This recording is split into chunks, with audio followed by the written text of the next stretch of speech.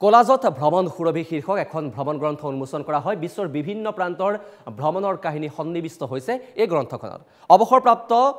অতিৰিক্ত মুখ্য অভিযন্তা ভগৱান দেৱ চৌধুৰীয়ে লিখি উলিয়াইছে এই গ্ৰন্থখন গুৱাহাটী প্ৰেছ ক্লাবত অনুষ্ঠিত হয় গ্ৰন্থখনৰ উন্মোচনী অনুষ্ঠান আৰু গ্ৰন্থখন উন্মোচন কৰে ভ্ৰমণ বিশেষজ্ঞ ডক্টৰ সুনীল কুমাৰ শইকীয়াই বিশিষ্ট অতিথিৰূপে উপস্থিত থাকে NKTVৰ জ্যেষ্ঠ সাংবাদিক প্ৰণয় বৰদলৈ সুব্ৰত কাকতি প্ৰদ্যুৎ কুমাৰ চৌধুৰী উপস্থিত আছিল অনুষ্ঠানত আৰু ভ্ৰমণৰ বিভিন্ন অভিজ্ঞতা সন্নিবিষ্ট কৰি গ্ৰন্থখনত উল্লেখ কৰিছে লিখকে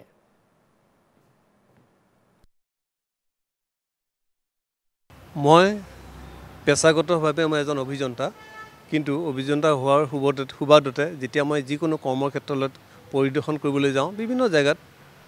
অসমত বাহিৰত সৰু জেগাত বাৰীৰ চুকত থকা জেগাটুকুৰা পৰ্যন্ত তালৈ গ'লে মই তাৰ ভাল বস্তু কোনটো দিশ তাক বিশ্লেষণ কৰোঁ আৰু সেইখিনি লিখিত আকাৰত মই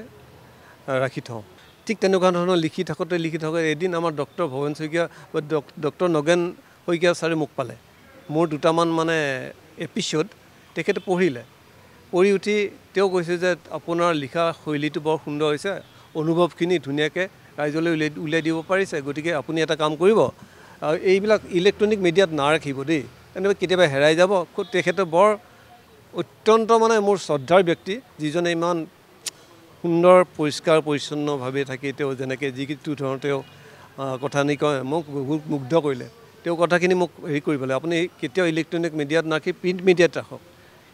বেছি হ'লে কেতিয়াও পুথি আকাৰে উলিয়াই দিব কিবা যদি দৰকাৰ মই হেল্প কৰি দিম কাৰোবাক ক'বলৈ মই কৈ দিম তেওঁলোকে প্ৰকাশ কৰিব কিন্তু ইমানখিনি কোৱাৰ পিছত মই নগণ্য মানুহ মই